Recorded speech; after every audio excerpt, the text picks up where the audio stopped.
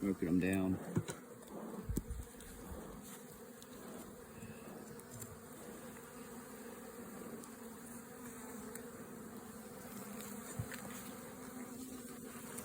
Oh, look at the brood.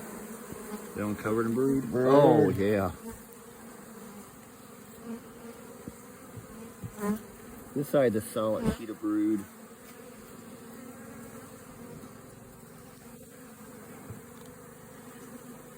But I can't see down in there.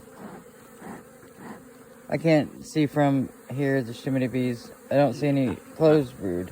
With the temperature, I don't want to be in. This side's all capped on this. Yeah. I meant the frame closest to you.